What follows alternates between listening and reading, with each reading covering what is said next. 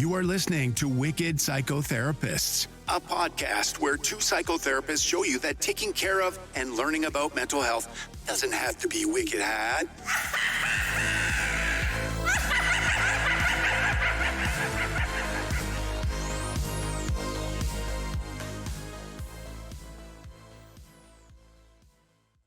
Hi, everyone. This is Tanya. Hi, this is Erin, and welcome to Wicked Psychotherapists. Yeah, welcome. Today we have a great episode that we're going to be talking about the Netflix special, The Program, and other programs like that. We thought this would be interesting to talk about because it certainly is becoming more and more exposed, more people are becoming more aware of these programs for, as it's titled, the troubled teen industry, and how this actually affected these kids that had to go through this, that were labeled misbehaving children, and just looking at kind of all the trauma and mental health issues that were caused because of these programs as opposed to helping the children. So Right. we immediately honed in on, yeah, this is something we could talk about. So hopefully, if you have not watched this, go watch it. If you don't want spoiler alerts, or if you want to just hear our perspectives on it first before you do, go ahead and take a listen. So we're going to be talking about details of the actual episode, and then maybe some just our thoughts, our opinions, and how that relates to mental health and just whatever it is that kind of pops up. So the first thing that I did want to discuss is just after watching the program, we both watched that. What was your reaction to it? What was your feeling kind of in watching this? I had a lot of anxiety and a lot of feelings came up, and I just kind of went down a really big rabbit hole of wanting to learn more about this particular place and the other type of troubled teen industry where they kidnap you at night and why they do this and how the parents are sending them to these places. Yeah, it's a big question to ask. I mean, I think the idea is that these parents are at the end of their ropes. They've tried everything, and that these kids just need something kind of different. However, we hear in this documentary that a lot of these kids didn't really do things that I think maybe we would warrant as being like, the absolute extreme, the worst. Like some people were just doing, I think, typical boundary pushing teenage behavior, going out, sneaking out, drinking with their friends, maybe getting into fights at school, maybe not paying attention at school. And it may have more been the rhetoric and the thinking behind, that was presented and placed out there that, well, if your child is doing this or has these behaviors, then they need a program to help them out because, whoa, that's bad. Mhm. And it may have been, like you had said, targeted for different areas where there are very, maybe Christian conservative values, so that this would kind of be amplified in the fact where, this is something that is very troublesome, as opposed to looking at, okay, well, maybe there's some teenage boundary stuff going on and maybe there's something else going on, but it doesn't mean that these kids are just the worst of the worst, right? Right.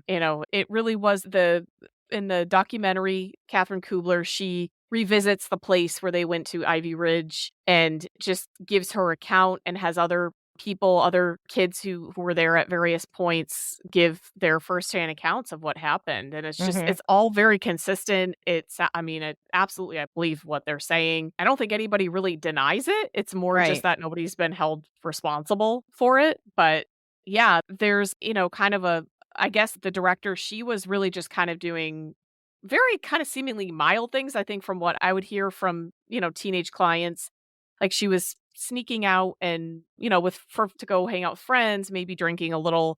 I'm not saying that's an entirely like great thing, right? Like, Right. as a parent, you're probably going to be concerned, but, maybe she wasn't doing the best in school. But she had just one day, she thought she was going to be picked up by her father. She got in trouble at the school she described as very Christian conservative.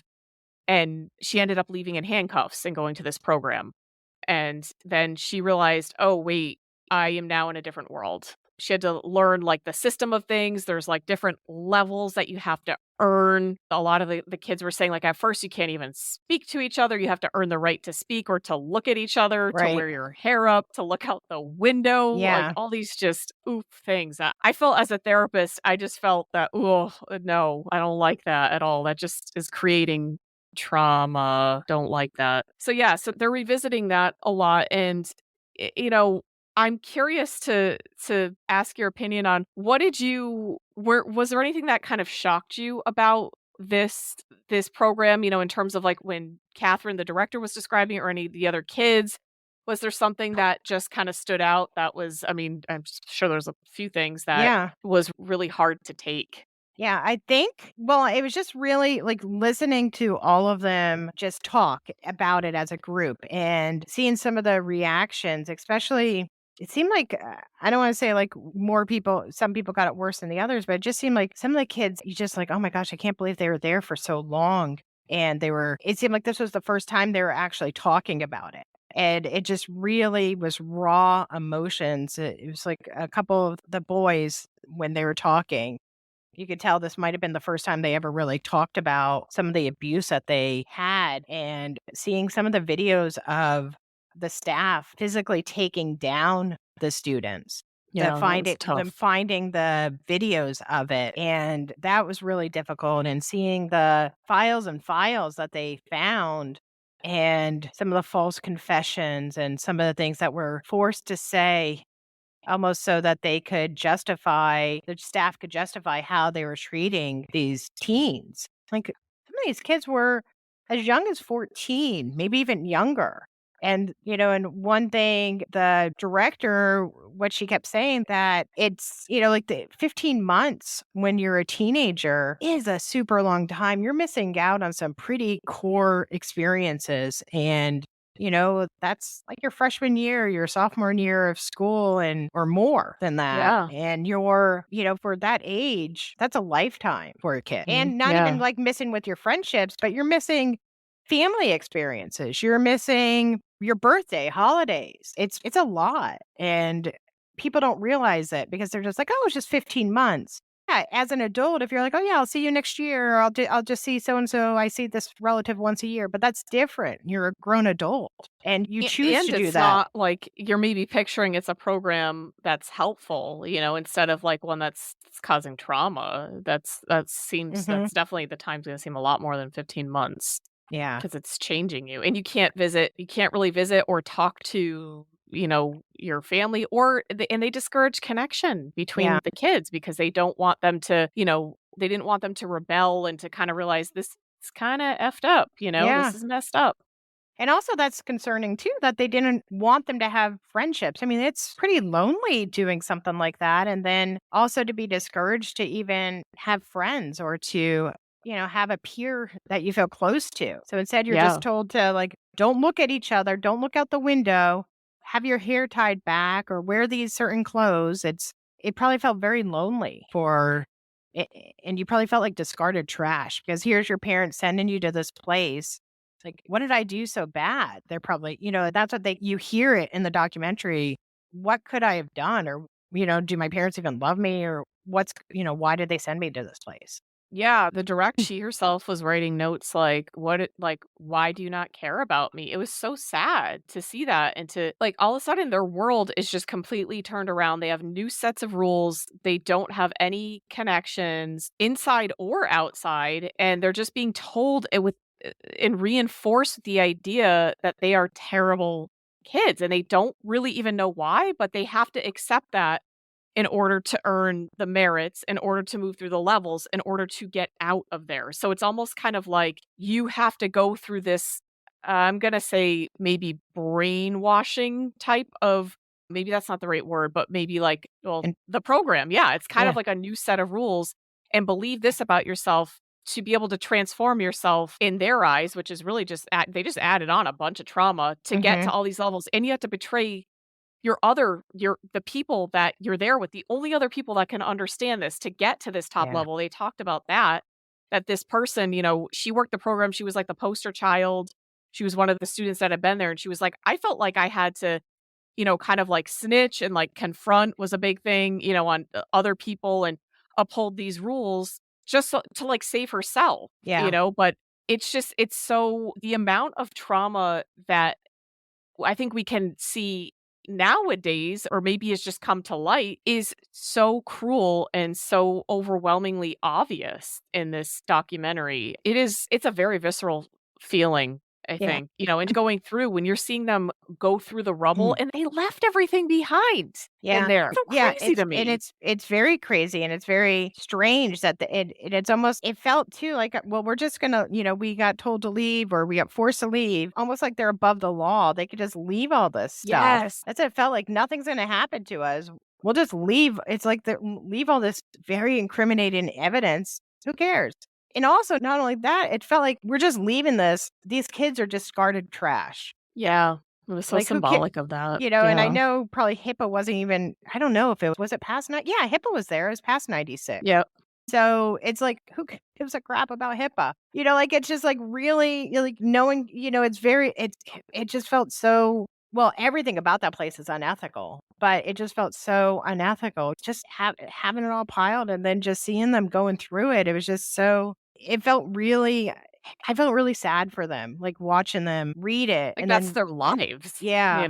That's how they spent that a very traumatic portion, and it's just documented so callously and just thrown in this discarded, leaking, dilapidated building Yeah. and that's filled with memories of trauma. Yeah, it's terrible. It really doesn't make any sense. And I agree with you. I got that sense too that they were like, "Oh, we're above the law. We can't, like even if they find this, they still can't hold us accountable because of all the ways we can get around this. And we have so much money, we can hire all the lawyers to get around this." Like, that's how little they cared about the impact of anything, never mind these kids and on the Yeah. rest of their lives.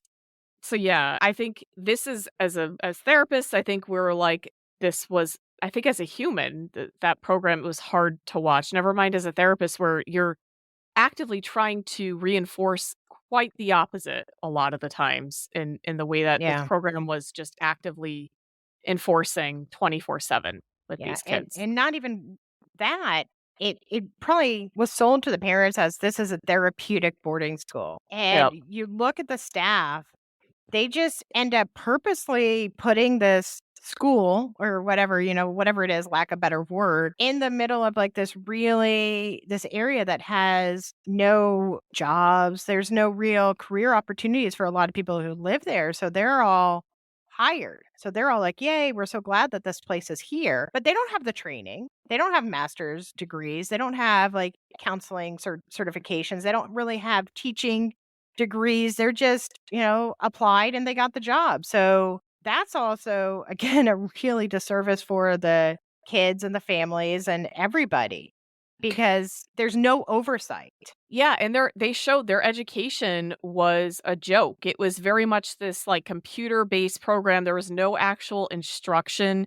The teachers they weren't teachers. They were like certified teachers. They were just people overseeing that you were on the computer learning. I think it was a very like Bible-based kind of program. And a lot of the former students were like, yeah, and we would just go through the same stuff over and over again. So that was our education. That's what we Yeah. learned was like nothing. And it wasn't very applicable. And we didn't really, if we asked a question, they would just be like, just do your work, kind of thing. It was just about the behavioral aspect of do exactly as we say in the program and you will succeed. And it really is just succeeding and giving trauma, and Yeah. doling out trauma. So that I thought was ridiculous. And you bring up a good point with the staff, right? Because they did interview some of the staff and a lot of them did say, well, this is a small town in East, Bumble F, out here. And, it's in like upstate New York, and so they're basically it's like you work in like a factory or some, maybe a convenience store or something like that. Or if you get offered this, this new place comes in and is like, we'll give you this much money,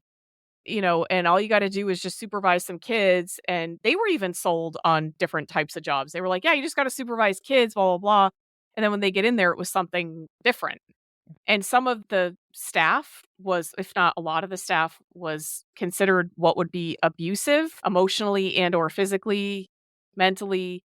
But that was, and I am not at all taking the staff side at all when I say this, but I think that's what they were kind of sold something different too, because they were told without experience in this field that, like, this is what you do. This is how you're helping kids. Mhm. And I think some employees, maybe not, maybe some people just enjoyed the power trips. I don't know. But maybe some people thought, this is how I do my job. This is helping them, because they didn't really like have that awareness, that knowledge of, this is actually this is abusive, and there was one employee that was like, yeah, I went there for a little bit and I was like, this is not for me. And I left, Yeah, you that know? I remember that person, and so she had some wherewithal to say, "This isn't right." And Hmm. the one person when they were at the diner with the person who they said was, like, really bad, Yeah. and she's just, like, eating her food that they gave her, and then I guess, like, other people in the diner, like, a lot of people must be, I don't know, like, really for this place because they ended up making them stop filming, and they kicked them out. Yeah, I think there's probably some tie in there where something, maybe they got in with officials in the town and then the town just kind of made it out like that's not something that we talk about to everybody, and so it kind of, maybe that kind of storyline got around, or like that's a shame for our town, so we don't want that talked about, kind of thing, Yeah. or it's going to be misinterpreted, whatever the reason. But the former staff person who was eating at first, she didn't, I don't know if did she come up to you, like, kind of like she didn't really seem to be taking any personal accountability in it. She was very much like, "Yeah, I mean, you guys were kinda bad and, I was just doing my job." So, it was very much like, we had to do what we had to do, kinda Yeah. thing. And she still didn't kinda seem to process that, like, even though she was doing her job and told what she was supposed to do, you're being interviewed because there's a lot of trauma, like, for these kids, and they're saying, "This was horrible. This ruined my life." And I don't think that hit her. It didn't seem to really get her, or maybe she Yeah. just didn't care? I don't know. Yeah, I don't think sh I think it's both. I think she probably didn't realize, she didn't care, she was just there for the free meal. Yeah, Maybe, yeah. she it just and also, I think people think it's been 10, 15, 20 years, you should get over it.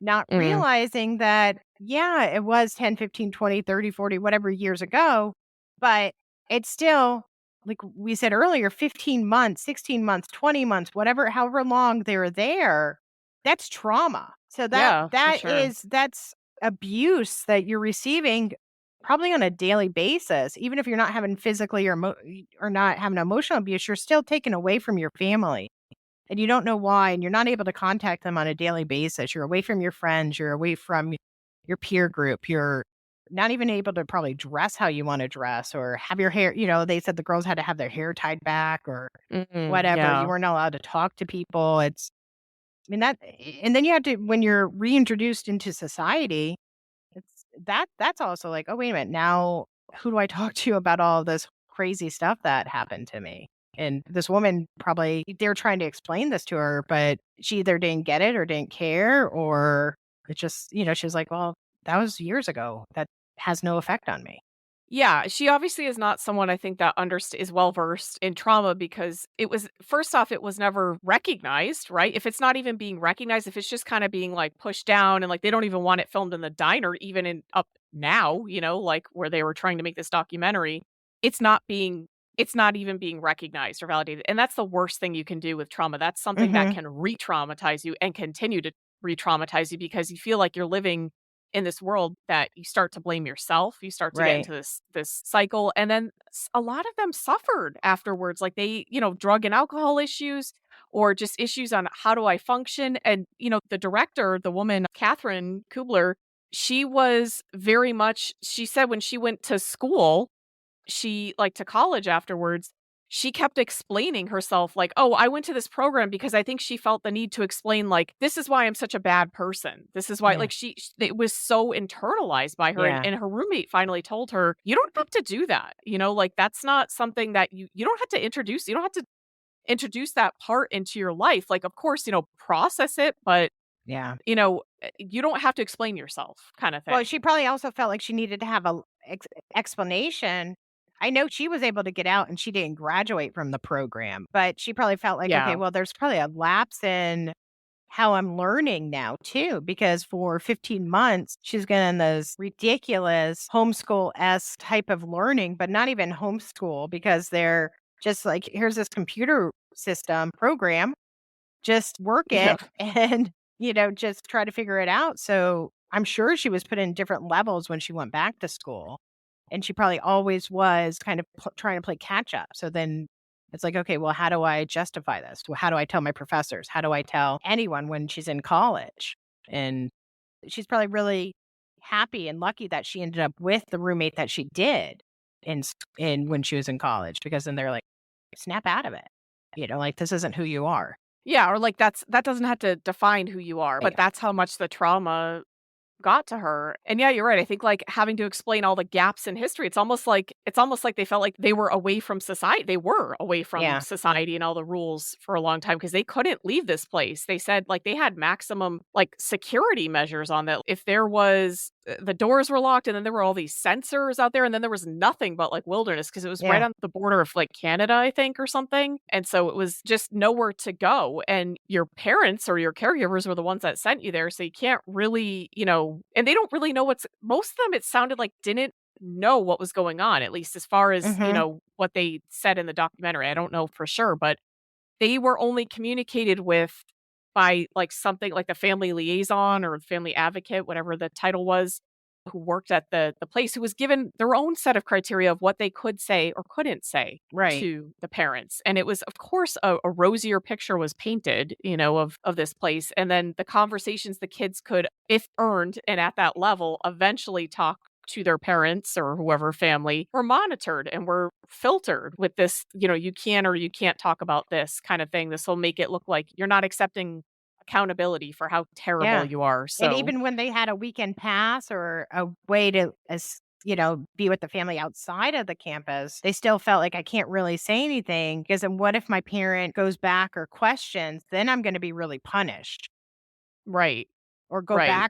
go down a level or two. Yeah, like either my parent has to really believe me to take me out of this and I have to know that, or like more than likely, if you're at this point, you feel like, no, no one's going to believe me. Yeah. And that's the setup of an abuser and a victim. Yeah. That really is, somebody who that's exactly the dynamic it reminds me of. Mhm. Yeah. Well, the parents were all, I know we talk about like how the term is overused, but the gaslighting, I mean, the parents were Yeah, for completely, sure. this is the proper way to use this term Yeah, right, right. because the parents were, most of them, I hope that the parents were not told the truth because then you wonder, like, what the heck is wrong with these parents if they're knowingly sending their kids to these places. But also, the parents had like this liaison almost, most of them had like a representative that was like, oh, let me help you find the right place for your kid to go. Oh, here's this place in New York or this place in Virginia or, so look at this beautiful brochure. They're playing tennis or they're out in the wilderness, whatever it is, you're thinking like, wow, this is beautiful, but they don't have any of those. Most of the places don't really look like that, or it's just No. a total misrepresentation.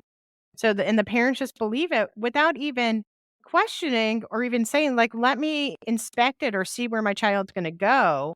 They just believe like everything's going to be okay, or yes, this must be true. Yeah, I think they had all their bases covered in kind of the outreach of it, this person who was connecting them to the facility or the facilities, because as they learned in the documentary, that wasn't the only one. There were like sister facilities in different places.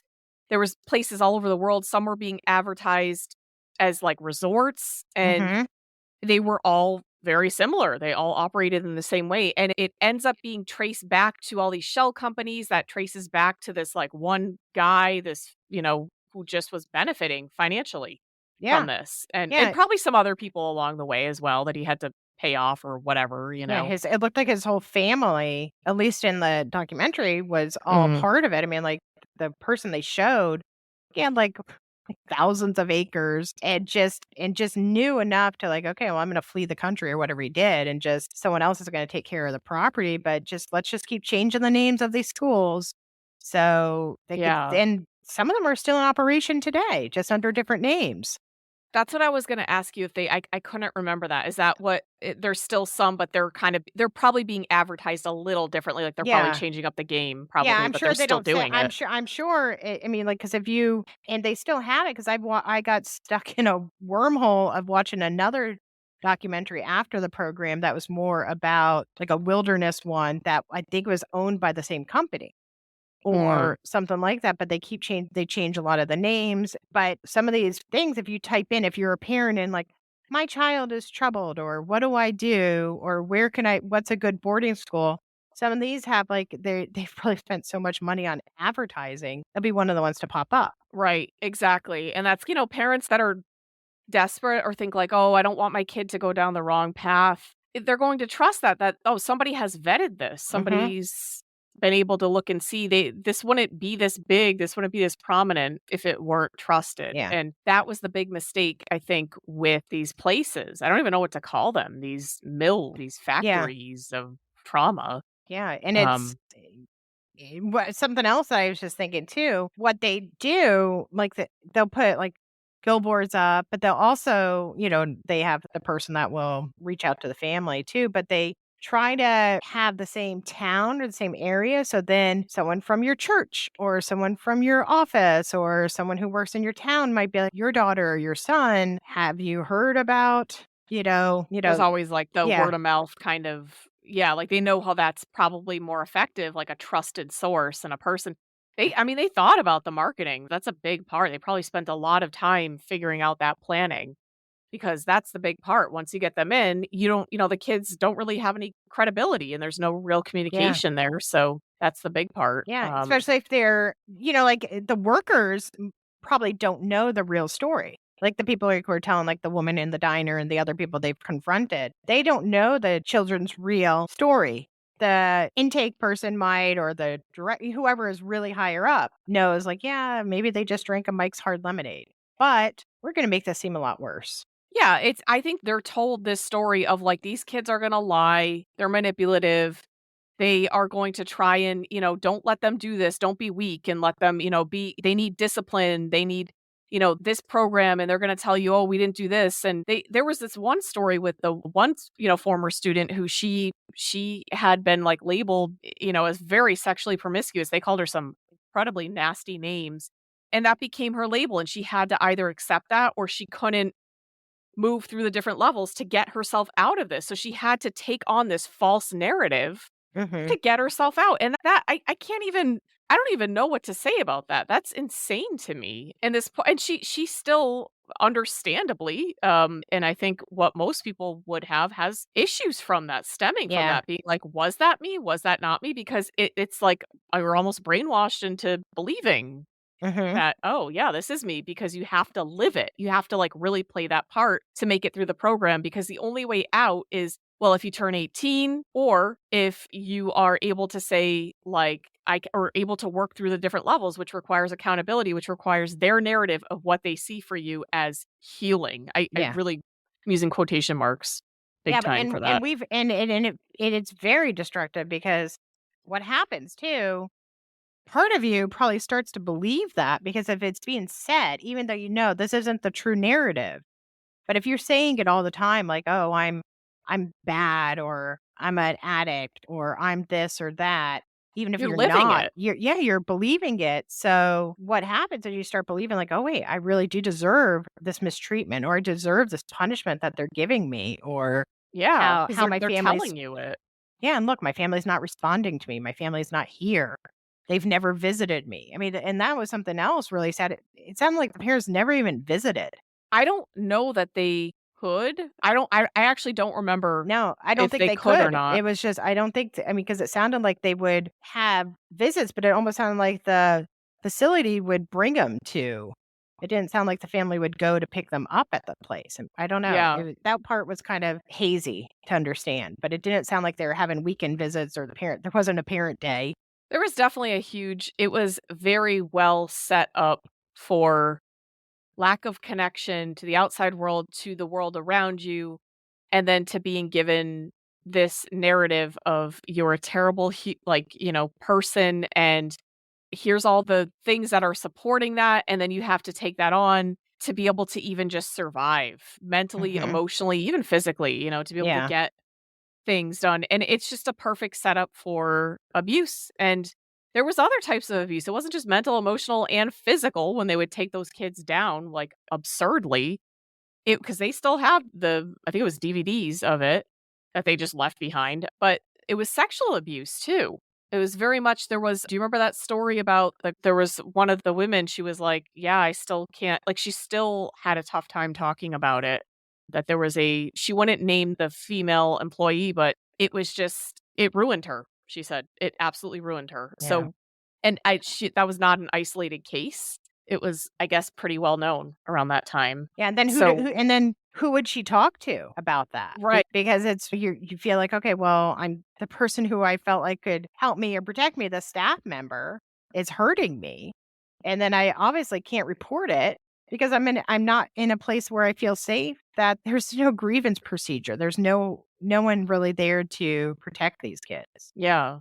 There's the assumption of guilt on so many more severe levels before they even come in there, and the punishment and the consequences in the setup is absolutely not helpful towards any type of health, I would say. Mhm. And the thing that really gets to me is that they were saying they still feel, some of these students, former students, still feel like parents don't believe them even now, like they still don't have relationships with them. Some of them maybe are just starting to repair that, but after leaving, they couldn't have any form of relationship, and either because they couldn't understand what happened, or maybe some did, but they couldn't do anything about that to change that, and so it ruined their family connections as well. Their educational opportunities, because they said they were given these diplomas. The diplomas were not accredited. Yeah. And so they had to go back and make up for that. And one guy was like, I just fell into some bad habits. I couldn't do it. And it was just too much, Yeah, so some of them, it just breaks your heart too when some of the boys, like when they were, I say boys, but they're probably like 30 or something now. But when they were Yeah. talking, it really broke my heart because they're getting these diplomas. They feel like it's real. And then when they find out it's not, it's like almost like their fate is decided again. Yeah, that's a good way to put it. Yeah. Yeah, it's like another punch in the stomach, like, oh man, I had all these things. I thought I had something, and then that isn't even something to show for, like Yeah. that I could say, oh, this was something at least positive that came out of this, something at least I can work with, not even that. Hmm. That's just horrible. And I mean, these programs we're just talking about this one documentary. These programs there's probably so many other networks of them. Well, they've been going, Celebrities such as, Paris Hilton. yeah, Paris Hilton has talked about it, and she said she was traumatized by that. Hmm. I don't know too much about that, but I did read a little bit back when.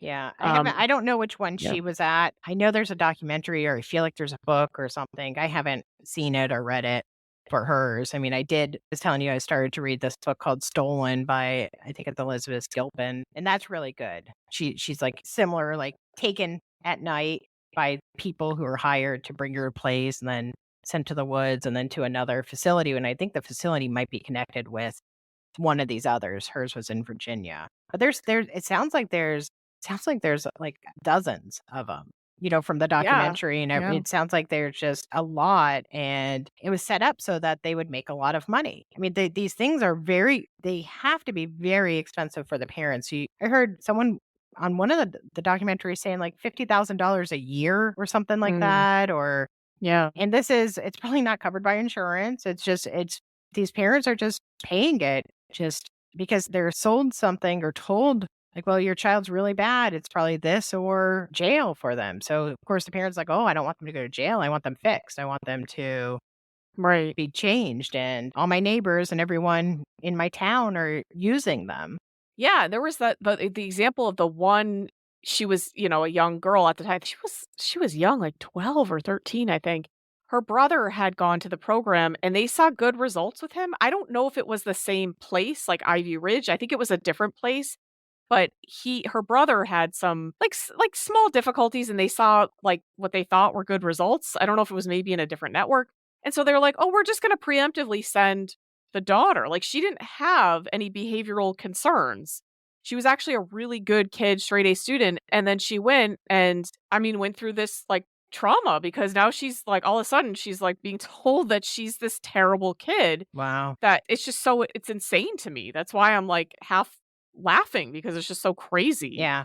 Um And at 12, like even at 14, they're still like, I mean, I know when we think back when you're that age, you feel like you're so much older. But when you look at people who are 12 and 14, they're just little kids. They're like little Yeah. tiny babies.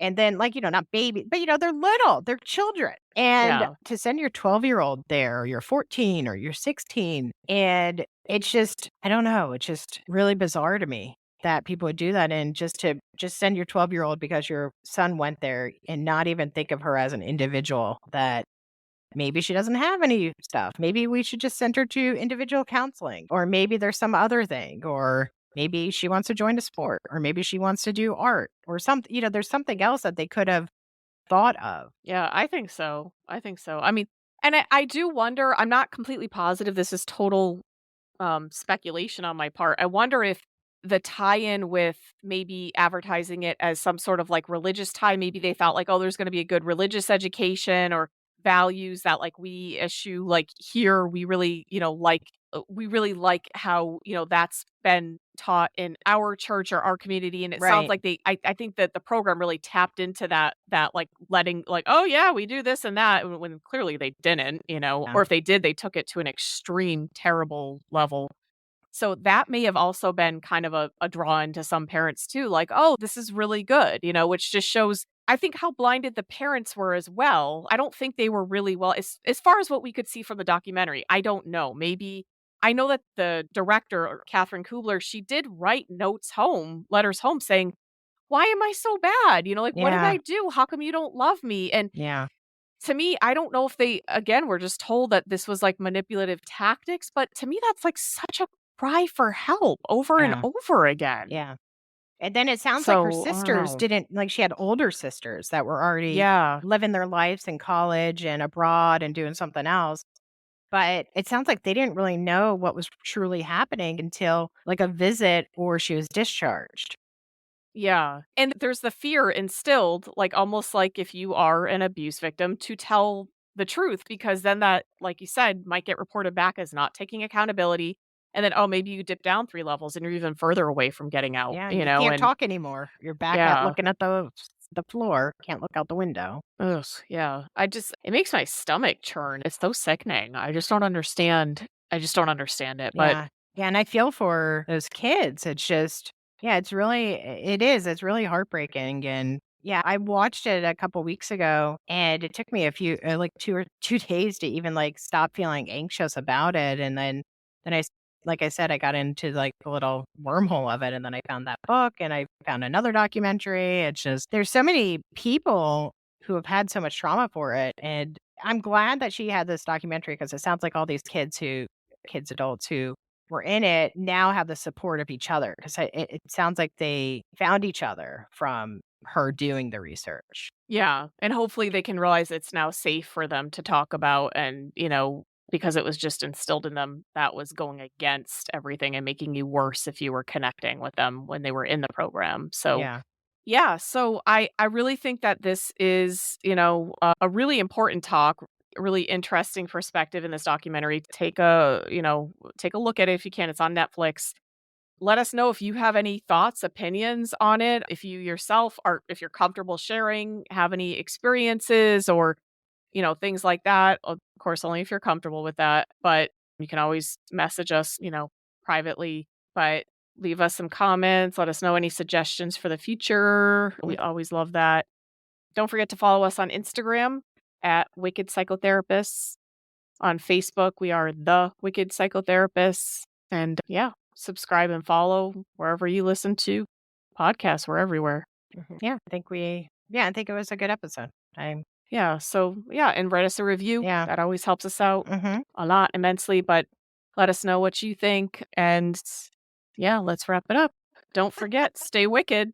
And keep your mind well. And we'll talk to you guys, I guess, next week or somehow. Yeah, we'll see you next week. Take All care, right. guys. Okay. Bye bye.